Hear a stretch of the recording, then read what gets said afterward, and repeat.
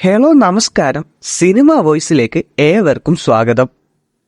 ഹിന്ദിയിലും തമിഴിലുമായി ഒരേ കഥയുള്ള സിനിമ ഒരേ ദിവസം റിലീസാകുകയാണ്. പക്ഷെ സിനിമയുടെ നായകന്മാരും പേരും രണ്ടാണെന്ന് മാത്രം. തമിഴ് സിനിമയിലേക്ക് ഒരു മികച്ച ആക്ഷൻ ചിത്രവുമായി എത്തുകയാണ് സംവിധായകൻ ബിജോയ് നമ്പ്യാർ. മോളിവുഡിൽ നല്ല കഥകൾ അയാൾക്ക് കിട്ടാത്തതാണോ അതോ നല്ല കഥകളെ അയാൾ തേടിയെടുക്കാത്തതാണോ എന്നറിയില്ല.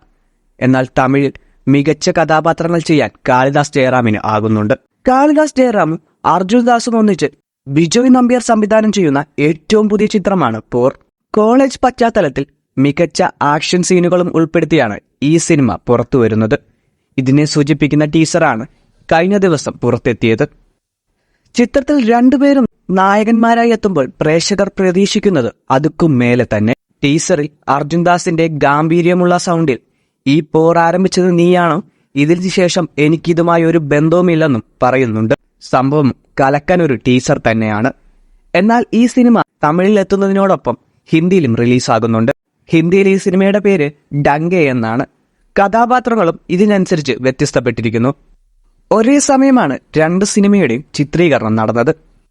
ഹിന്ദിയിൽ കാളിദാസ് ജയറാമിനും അർജുൻ ദാസിനും പകരം ഹർഷവർദ്ധനും ഇഹാൻ ഭട്ടുമാണ് നായകന്മാരായി എത്തുന്നത്.